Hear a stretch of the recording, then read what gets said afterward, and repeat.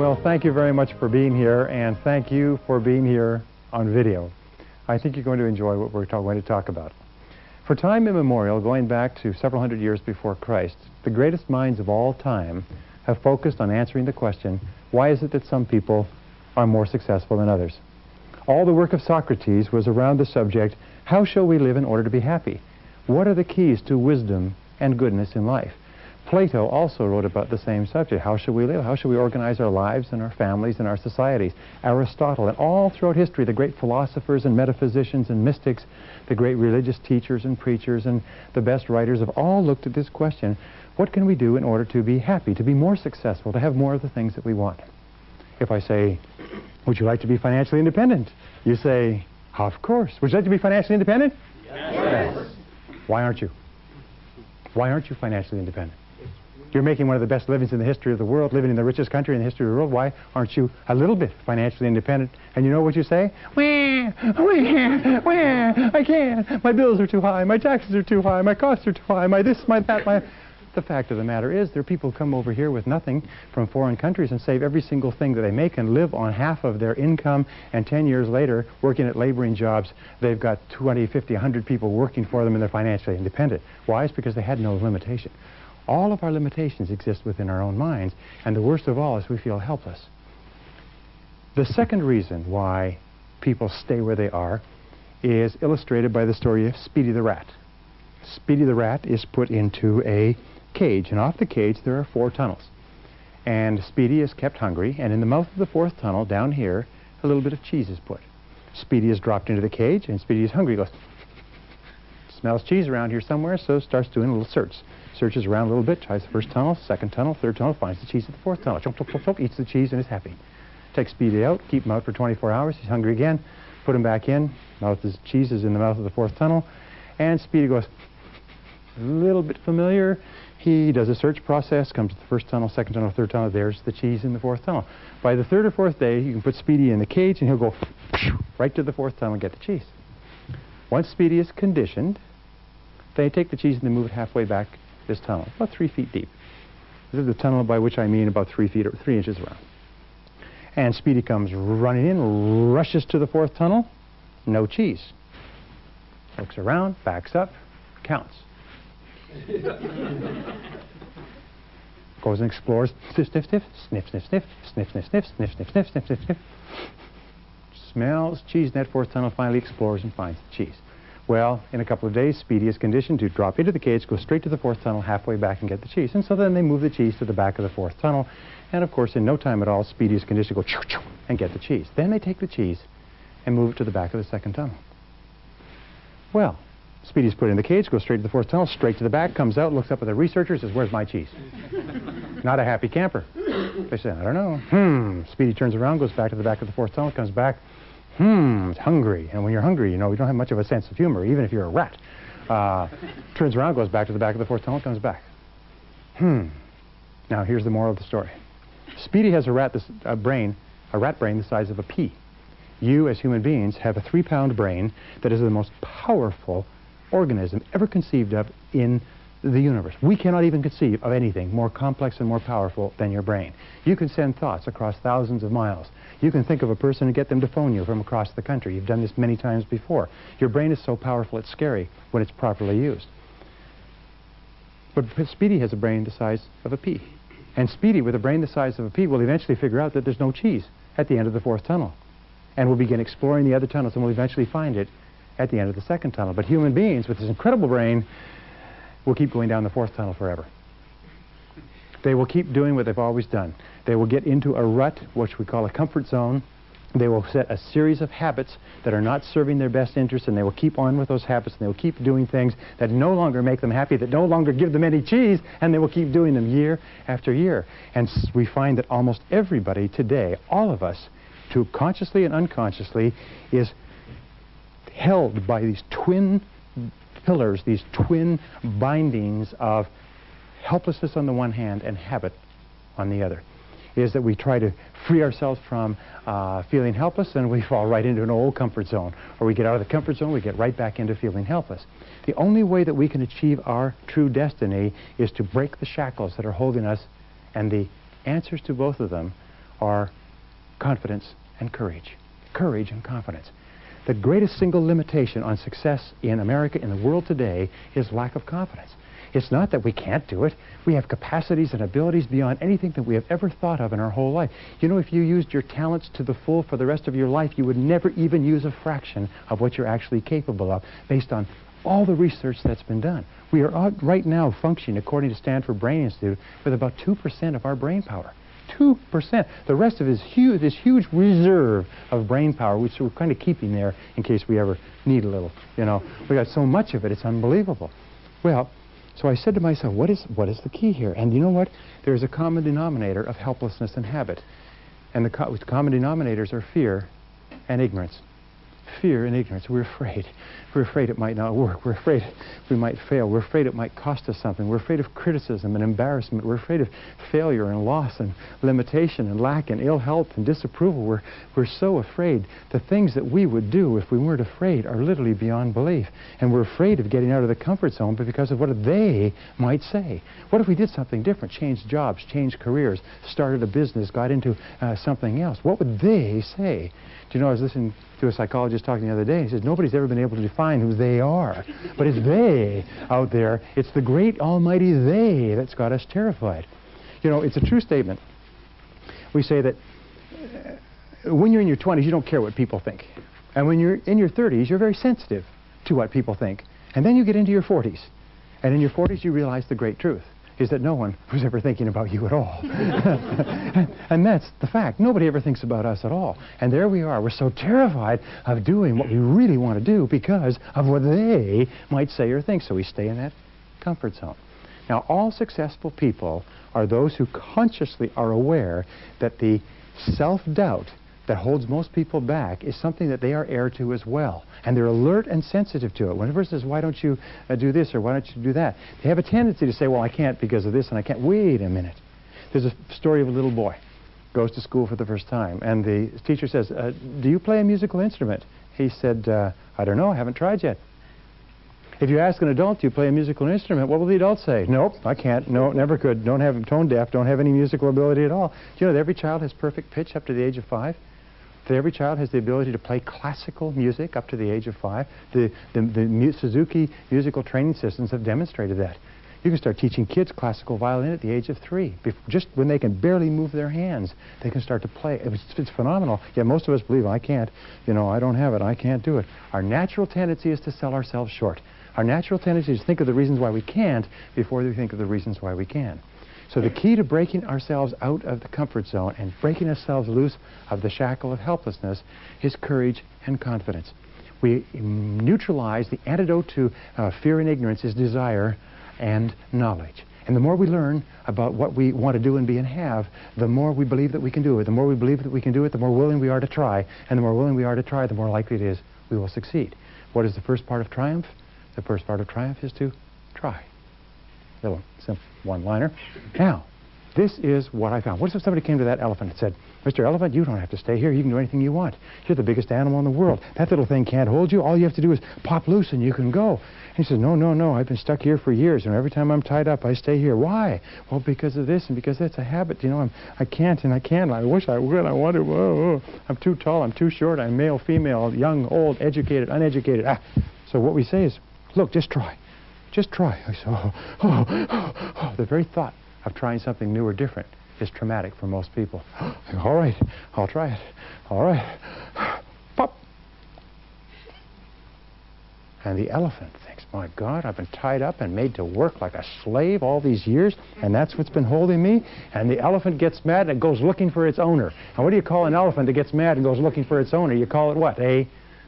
A rogue elephant, that's right. Now, each one of you has the capacity to be a rogue elephant because you know something, there's nothing holding us back except the limitations we have in our own mind. That elephant is in reality unstoppable. And the most important goal that you can develop, the most important quality or characteristic that you can develop for happiness and success is to be unstoppable yourself, is to think of yourself as unstoppable. And you know how you become unstoppable? It's by the basic psychological behavioral development principle of simply saying it to yourself. Because whatever you say to yourself and believe over and over again, you start to believe as a reality. You start to walk it and talk it and act it. So what you say is, I am unstoppable. I'm unstoppable. I'm unstoppable. I don't care what it is. I'm unstoppable. Nothing will stop me. The greatest of all qualities to guarantee success is the absolute willingness to go at anything and refuse to stop until you achieve it. And you know something? The statistics show that 95% of the goals that you set for yourself, you will achieve if you refuse to quit. So the starting point is just to simply say, I am unstoppable. Say it. Say, I am unstoppable. I am unstoppable. Now say it like you mean it. Get your thumbs out of your mouths and say it like you mean it. Say, I am unstoppable. I am unstoppable. Once more, I am unstoppable. I am unstoppable. Yes. So now from now on, whenever you see a barrier or wall, or you think of anything you want to do or be, you say, wait a minute here. I'm unstoppable. Nothing stops me. And you know something? You will develop yourself to the point where nothing does. Cause and effect, going right back to what we talked about. Mental attitudes and personality are determined by things that we do. And there are certain things that you can do consistently every single day. And in so doing them, you'll build your self-confidence up and up and up to the point where you become unstoppable. And these are very simple things, and they're practiced by the most successful men and women who were so terrified they could not lead silent prayer in a telephone booth at one time. And they built themselves up to the point where they're not afraid of anything by working on themselves. Just like a weightlifter builds up muscles, you can build up character, personality, and strength, and tenacity, and desire, and knowledge, and courage, and confidence by working on yourself. And so I'm going to give you now are the 12 key principles, practiced by all high-achieving men and women. Very easy to learn, very easy to practice, don't cost anything. As a matter of fact, what I would ask is that you try them just a little tiny bit, and you'll get results out of all proportion to the efforts you put in. The first of all, starting point of great accomplishment is to dream big dreams. Number one, dream big dreams. Let your mind float free. All really exceptional men and women dream big dreams. They allow their minds to float. They think of what they could be and what they could do and what they really, really want. Here's an exercise for you. Take a piece of paper later on and write at the top, dream list, and then make a list of all your dreams. If you're married, sit down with your spouse and say, honey, let's make a list of everything we'd like to be, do, or have in the rest of our lives. But what about this and what about that? No, decide what's right before you decide what's possible. Don't decide, well, we can't afford this and we couldn't do that. We go, stop. That's helplessness. That's habit. That's these old negative habit patterns holding you back. Before you even decide what you want, most people are figuring out why they can't have it. What you do is you say, wait a minute, if I had no limitations, and this is the key, you dream as though you had no limitations. Nothing's holding you back. Imagine you have all the time, all the money, contacts, all the education, influence. You have everything going for you in the whole world. And just simply decide, these are my dreams, and write them down. Project yourself into the future and say, where do I want to be in 5 to 10 years? If I could design a perfect life, so my life was perfect in every respect, my relationships, my income, my work, my family, my health, my home, my car, what would it be? This is the starting point of great achievement, because what will happen is that if you can clearly define that target, you can hit it. You eventually always hit the targets that you set for yourself, but you can't hit a target that you can't see. So allow your mind to float freely. Allow yourself to engage in what is called blue sky thinking. Blue sky thinking means you just simply imagine you have the whole blue sky above you and no limitations, and then you write it down. And then you think and ask yourself this question. What one great thing would I dare to dream if I knew I could not fail? What one great thing would you dare to dream if you knew you could not fail? Imagine you were absolutely guaranteed of success in any one thing, big or small, long-term or short-term, in the whole world. What would it be? And write it down. Now, if that doesn't make your heart pound a little bit faster, then maybe somebody should nudge you with their elbow because you're probably not alive or awake. The fact is that when you start dreaming big dreams, you know what happens? Is your self-concept goes up, your self-esteem goes up. The very fact that you allow yourselves to dream big dreams causes you to feel better about yourself, see yourself better, think of yourself better, and it starts the process of making yourself unstoppable. You become unstoppable. People with big dreams that they're absolutely committed to are unstoppable human beings. It's people with little dreams and no hopes and no plans beyond tomorrow and next week. These are easy people to stop. But people that have big dreams to make wonderful lives for themselves, they're phenomenal. The second key is to develop a clear sense of direction. Develop clear goals and make plans for their accomplishment. You see, if you have big goals, they motivate you, they stimulate you, they excite you, they enthuse you. If you have no goals at all, you just go around in circles. What we have found is that goals are the fuel in the furnace of achievement. You have big goals, and the more you work on the goals and the more you feel yourself progressing toward them, the better you feel, the more positive you feel, the more momentum you develop, and the more you feel yourself to be unstoppable. You see, without goals, you're easily stopped because you don't know what you want. H.L. Hunt, the great oil billionaire, was once asked his secrets of success, and he said there's basically 2 requirements for success in America. Only 2. He said, first of all, decide exactly what you want. Most people never do that. Second of all, he said, determine the price you're going to have to pay to get it, and then start paying it. Earl Nightingale said that happiness is the progressive realization of a worthy ideal. The very most dependable way to keep yourself positive and happy and motivated is to think about your goals and to work towards your goals every single day. Because when you work progressively, step by step, towards something that's important to you, you know what happens? You feel better and better, and you start to get results, and the results start to motivate you to go forward even more, and you get more results, and pretty soon you develop this wonderful feeling of self-confidence. You become unstoppable. When you have big dreams, that's the cosmic or vision part of your life, and then goals which are very set and specific, and you start moving toward fulfilling them, you feel fabulous about yourself. 80–90% of unhappiness in our society today is because people don't have goals. Whenever you meet an unhappy person, here's a test question. Just say, well, you're unhappy about this in your job and your family and your health and everything else, but tell me, what are your goals? Do you know what people will say? Geez, what kind of a question is that? Most people have no goals. As soon as they have goals, they start to move forward. Now, here's the keys to setting goals. First of all, write them down. A goal that's not written is just a fantasy. A goal, a real goal, is a dream with a deadline. So take the goal and write it down. And then set a deadline for the goal. Now, when do you want to accomplish it? And then make a plan to accomplish it. Write down everything you can think of that you'll have to do to get the goal. And then organize the plan by priority. What should you do first? What should you do second? And so on. And then get started. It's the most incredible darn thing. But there's amazing how many people say, I'd like to be financially independent. Well, why aren't you? To show me your financial independence bank account. Show me your savings account and your plan for how much you're going to put in each week, each month, each year, and where you plan to be in 1 year, 3 years, 5 years, 10 years. Oh, I don't have any of that. I just want to be financially independent. Shut up. Fact of the matter is that once you start moving toward the accomplishment of a goal, the most remarkable darn things happen. Once you have your goal, make a commitment to it. You see, we either develop good habits that make our lives wonderful, or we develop bad habits that undermine our success. And if we develop habits of setting goals clearly and making plans and setting deadlines and taking action and then committing ourselves wholeheartedly to their accomplishment and refusing to stop because we're unstoppable, then we must ultimately achieve the goal. I've been studying this subject for 30 years. I never met anybody who could set a very clear goal for themselves and make a plan and work on it and keep on working on it who didn't eventually achieve their goal. In fact, if you think about your whole life, there wasn't anything that you ever wanted long enough and hard enough that you didn't eventually get. You always get what you want long enough and hard enough. So what we do is set our sights high. Number 3 is accept complete responsibility for yourself and everything that happens to you. I used to be asked on radio and television, why are some people more successful than others? And I used to think it was goals was the starting point. But you know what the real starting point is? To accept that if it's to be, it's up to me. Is that nobody's going to do it for me. You know, they say that the mark of maturity is when you finally realize that no one is coming to the rescue. No one's coming to the rescue. That the difference between the mature person and the immature person is the mature person accepts that they're totally responsible for their own life. That they are where they are and what they are because of themselves. Now, this is a hard thing to accept, but you have decided exactly every single part of your life today.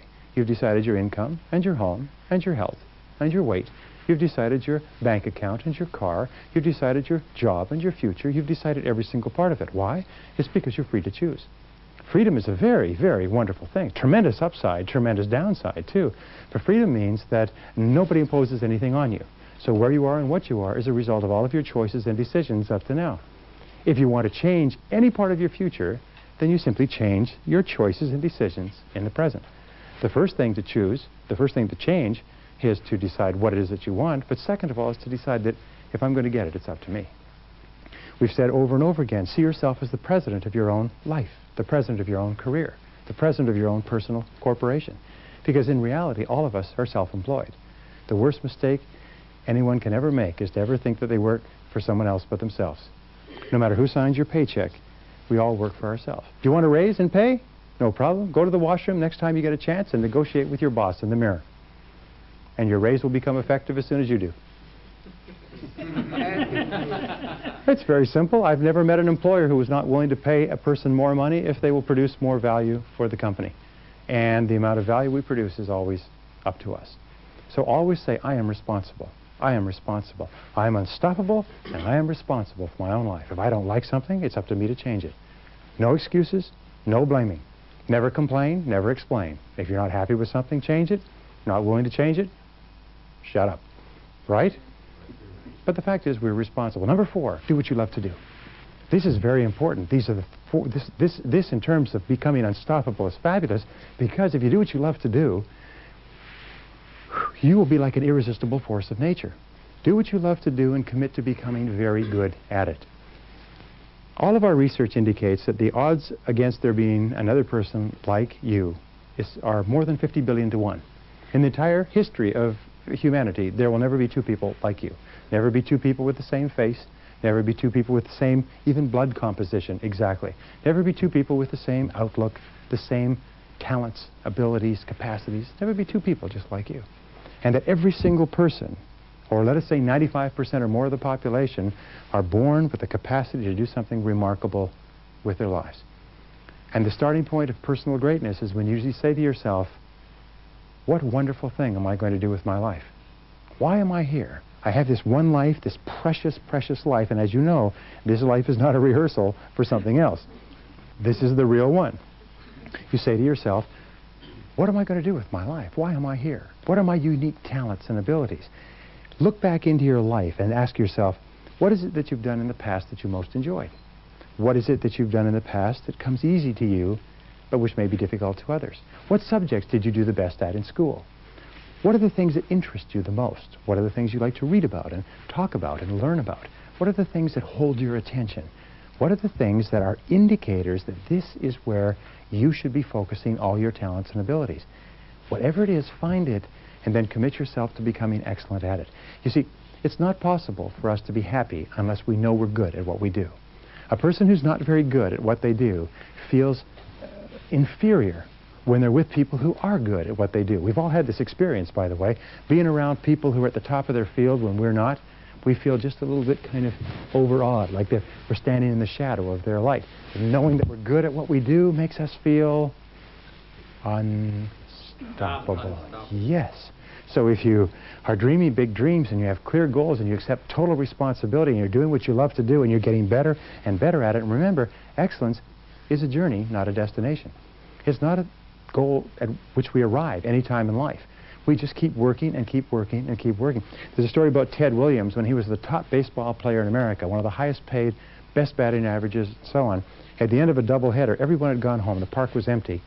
And the park maintenance man was out cleaning up. And way out there, with an automatic ball machine, there was a batter just slugging away at the balls. And he came out and he looked at him. He said, geez, he said, you're Ted Williams. He said, yes. He said, pleased to meet you. He said, what are you doing here? All the other ball players are back at the hotel and having parties and everything else. He said, well, I'm practicing. He said, but you're the best baseball player. You're the best hitter in all of America. He said, you don't need to be out here. And he said, why do you think that is? Why do you think that is? Because it's always concentrated on getting better, and of course it pays off. In the final analysis, all that people really care about is how well did you do the job? Did you do a good job or not? We always pay top dollar for the people who are the best. If we have, and we can afford it, and we have an illness or a child that has an illness, we say, who's the best? Who's the very best? We want the best. We want the best in every field. There's no market for mediocrity. The 2 metaphors for American life are sports and business. And both sports and business, the only thing we care about is the very best. Excellence, top quality, champions. And that's our job too. And nobody can do it for us. It's an inside job. The 5th key to becoming unstoppable is to dedicate yourself to serving other people. It was well written not long ago that nobody ever built a statue to a person for what they got, but only for what they gave. Is that your rewards in life will always be determined by the value of your service to other people. And so you have to look around you and say, what rewards am I getting right now? And there's 2 types of rewards, by the way. There's financial rewards, and there are, or tangible rewards, and there's intangible or emotional rewards. But all of your life satisfaction and true happiness and true rewards will come from serving other people. In fact, we are here. Albert Einstein was asked in the latter years of his life, what's the purpose of human life? And he said, after some thought, he said, well, we're here to serve others. What other purpose could there be? We're here to serve others. What other purpose could there be? Here's the interesting thing that I found out, is that you're only truly happy and only truly liberated and only feel wonderful about yourself and your life when you can lose yourself in doing something that you feel enriches and uplifts and enhances the life of other people. Every successful executive in every small and large company loses themselves in their work. Tom Peters, after writing In Search of Excellence, said, if you threw away the whole book, you'd have to keep one principle. It's an obsession with customer service.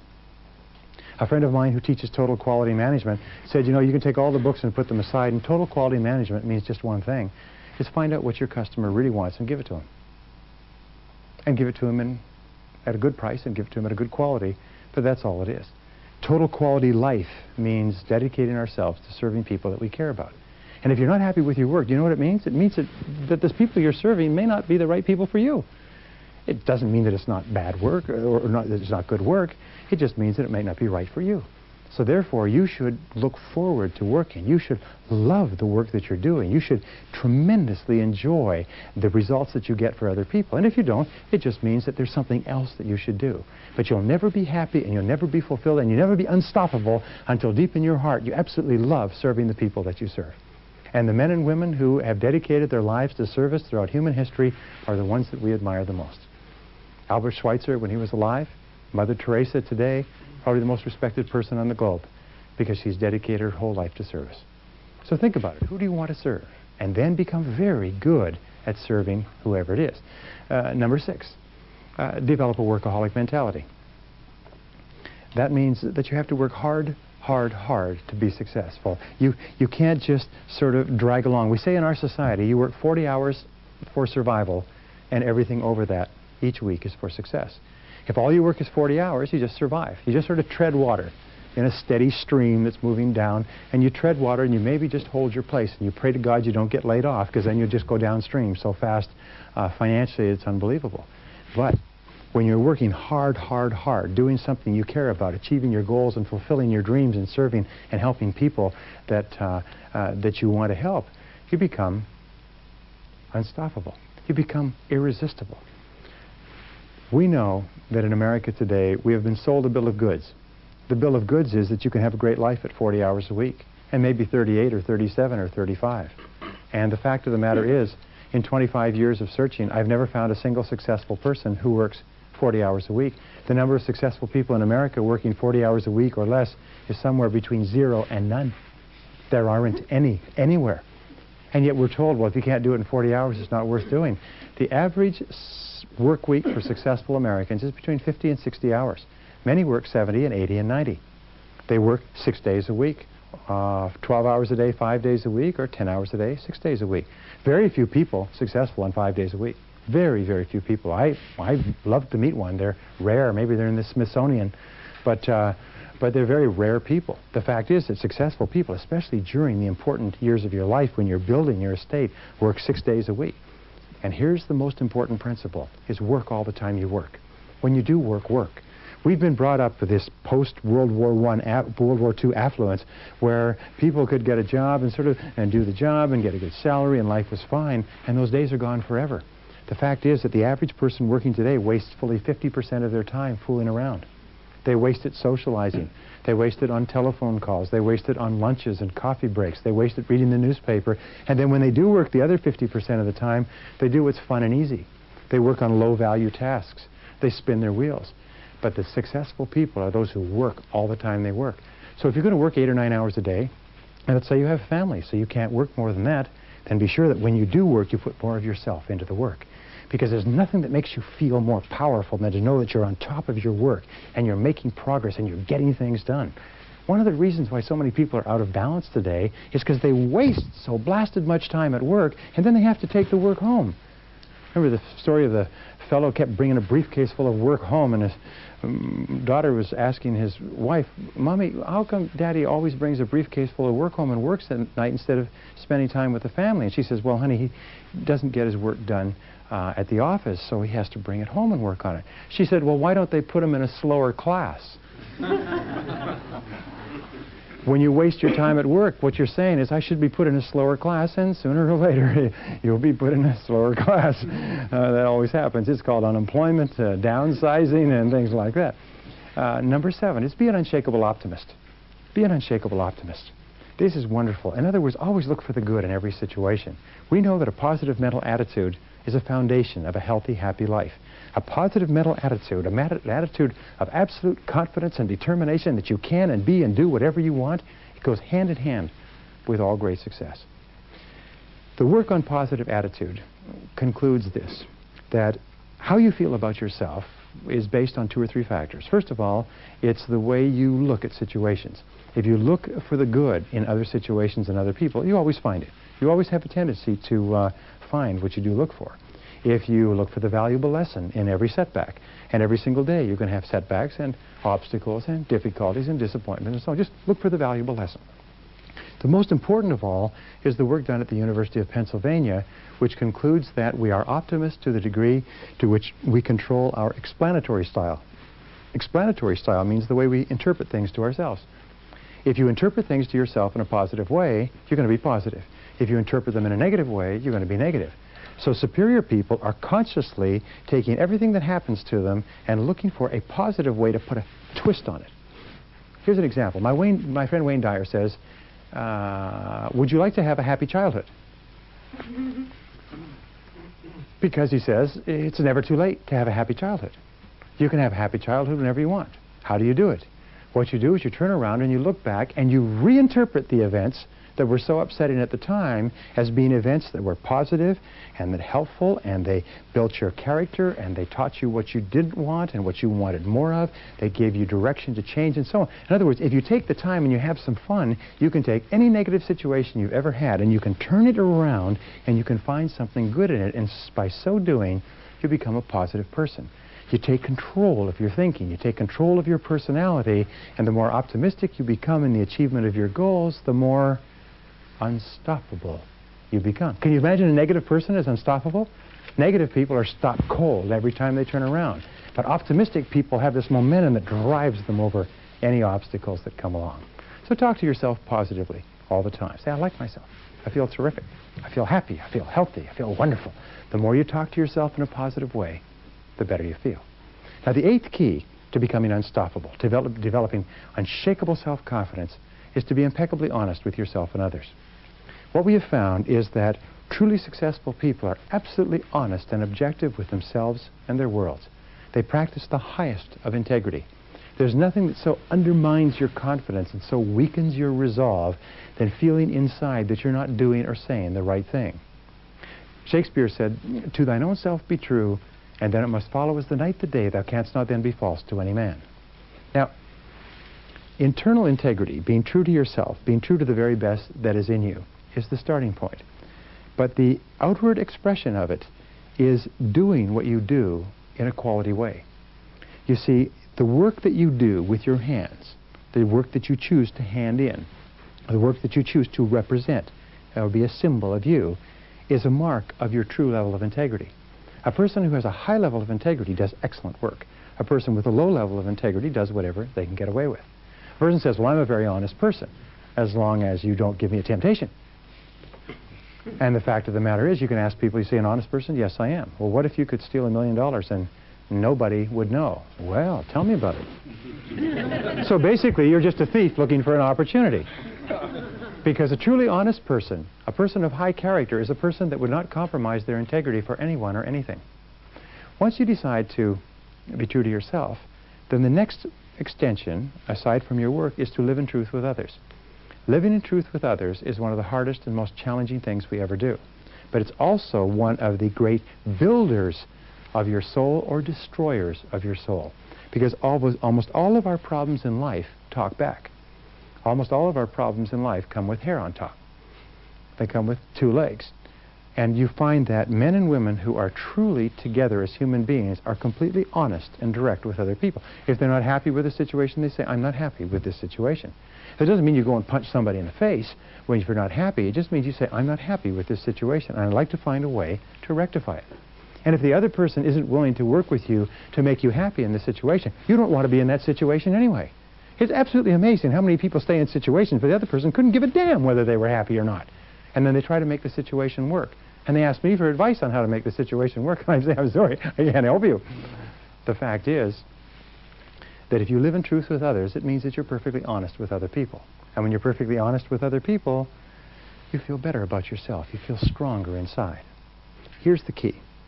Set peace of mind, the greatest of all human goods, as your highest goal. Set peace of mind as your highest goal and make everything else you do fit underneath it. Refuse to compromise your peace of mind for anything. And you know what? If you do, you'll probably never make another mistake. If you set peace of mind as my highest goal, and you say everything that I do or don't do from now on is either going to give me a sense of inner peace or I'm not going to do it. It takes tremendous courage to do this. But if you do it, you feel terrific about yourself. You feel powerful inside. You feel so good about yourself. You feel so focused and so light and so happy. But if you compromise your peace of mind, it's like kicking the chair out from under you psychologically and emotionally. So just refuse to compromise your peace of mind. Refuse to do it if you don't feel good about it. Listen to your inner voice. And number 9, develop a reputation for speed and dependability. In a survey of 104 chief executive officers a couple of years ago, they asked them, what qualities would most put a person onto the fast track for promotion in your company? And they almost unanimously answered the ability to set priorities and get the job done fast. The ability to pick what's important and then to get on with it and get the damn job done. Do you know, today, time is the currency, the key source of value of the 90s and beyond. And today, we value people who do things for us fast. Today, as a matter of fact, they have what is called queuing theory. When there's a queue and people join the queue, they say, and they estimate this all the time, how long a queue will a person join before they walk away and not buy any?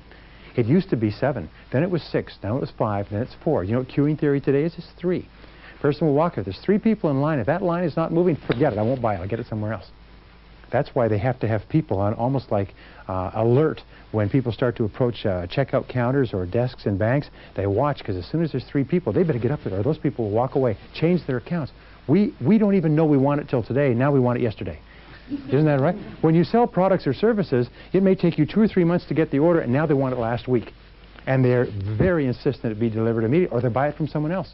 It's a most incredible thing. So therefore, get a reputation for having a sense of urgency. Get a reputation for having a bias for action. Get a reputation for fast tempo. Move fast, move quick. If a person asks you a question, don't say, well, I'll get back to you next week. Get back to them now, quickly, as fast as you can. Develop a bias for action and say to yourself over and over, do it now, do it now, do it now, do it now. And if you add this like a rocket behind everything else, you become unstoppable. Now, number 10, concentrate single-mindedly on one thing at a time. Pick the most important thing that you have to do and concentrate single-mindedly on doing that and only that until it's done. The ability to concentrate single-mindedly on the most valuable use of your time and to stay with it without diversion or distraction until it's done gives you a tremendous sense of power and confidence and self-esteem. Working on low-level tasks, by the way, is a real downer. You can work on them all day. At the end of the day, you feel tired and depressed and negative, and you have low self-esteem because in the back of your mind, you know you're not accomplishing anything. But if you just pick one thing, the most important thing, and by the way, all success is preceded by single-minded concentration on a single task for a long period of time before it's accomplished. There are no successful people who have not developed the ability to concentrate without diversion or distraction on the one thing. Andrew Carnegie, who became the richest man in America, said that the ability to do this and learning this one secret, the ability to concentrate on the highest value task, was what was more responsible for his fortune than anything else. And he paid $64,000 to a management consultant for that one idea, and I just gave it to you for nothing. Number 11, never consider the possibility of failure. Remember that in order to be successful, you have to fail a lot. Thomas J. Watson, the founder of IBM, was once asked by a young man, how could I be successful faster? And he said simply, he said, double your rate of failure. If you want to be successful faster, fail more often. You see, there's a law of probabilities that says the more you fail, the more likely you are to succeed. The less you fail, the less likely you are to succeed. Peter Drucker says you would never hire a person who has not had some major failures in life because they haven't learned anything. So the key is, if you want to be successful, don't be afraid of failure. Has anybody here ever failed, by the way? Have you ever failed? Yes. Did failure hurt you? No. Failure makes you strong. There's an old saying that what doesn't kill me makes me stronger. Failure has made you strong. Failure has developed your character. There's an old saying that the north wind made the Vikings. The cold of the north wind coming out of the north that they had to row against made them the most formidable fighting force in the world. It's failure that makes us strong, but it's the fear of failure that kills us. And the way that you deal with the fear of failure is once you've decided what your dreams are and what you want to do, act as if it were impossible to fail. Imagine it were impossible to fail. Say, by gum, I can do that, and start to think of all the benefits of achieving that goal, and then act boldly. Confront your fears. Do the thing you fear, and the death of fear is certain. Do the thing you fear, and the death of fear is certain. Do you know that the ability to confront the fear of failure and to overcome it and to move towards your fears rather than away from them is the one guarantor that you absolutely become unstoppable? If you do it over and over again, you develop the habit of courage. When you develop the habit of courage, eventually you find you're not afraid of anything. When you're not afraid of anything, your whole world opens up for you like a sunrise on the horizon. Everything becomes possible. You look around, a person says, what about this, what about that? I can do this, I can do that, I can do this, I can do that.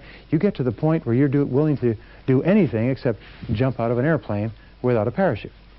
Because as they say, if at first you don't succeed, then skydiving is probably not for you. Number 12. Number 12 is resolve to persist until you succeed. In the final analysis, there are two parts of courage. Remember, Winston Churchill once said that courage is rightly considered the foremost of the virtues, for upon it all others depend. Courage is defined as the ability to act and to go forward in the face of uncertainty. It's to face the fact that you may not succeed.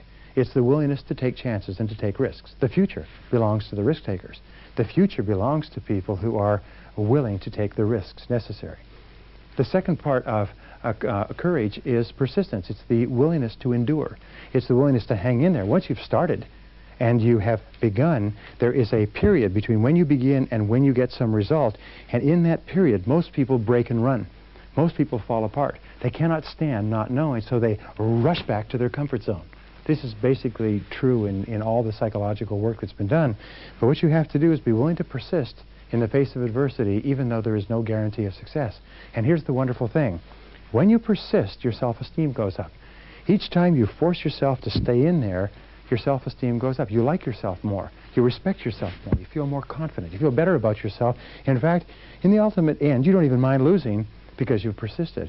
But here's the second thing, is persistence is self-discipline in action. And self-discipline is the foundation quality of a great personality. Everything we've talked about really depends upon our having the discipline to do it. And self-discipline means the willingness to do what you should do, when you should do it, whether you feel like it or not. Do what you should do, when you should do it, whether you feel like it or not. And if you can persist, you develop the habit of persistence. If you develop the habit of persistence, pretty soon you get to the point where nothing will stop you and you become unstoppable. In other words, everything we've talked about is that you build your own character. You create yourself in the image that you imagine for yourself. And your goal must be to become absolutely unstoppable in anything you do. Your goal must be to set big dreams and to set goals and to take responsibility and, by gum, to make anything out of your life that you want to make out of. To do anything that you want, because there's no limits. At least there's no limits that you'll ever reach or I'll ever reach in our lifetimes. Let me leave you with this little poem, and it's called Don't Quit. And this poem is something you've all heard. It was written by someone named Anonymous, so we don't have to pay royalties for its use. And it says, when things go wrong, as they sometimes will, when the road you're trudging is all uphill, when the funds are low and the debts are high and you want to smile, but you have to sigh, when care is pressing you down a bit, rest if you must, but don't you quit. For life is queer with its twists and turns, as every one of us sometimes learns, and many a failure turns about when he might have won had he stuck it out. So don't give up, though the pace seems slow. You may succeed with another blow. Success is just failure turned inside out. It's the silver tint of the clouds of doubt. And you never can tell how close you are. It may be near, but it seems so far. So stick to the fight. When you're hardest hit, it's when things seem worst that you must not quit. And if you don't quit, and if you keep on keeping on, then you will become unstoppable. Yes, thank you very much.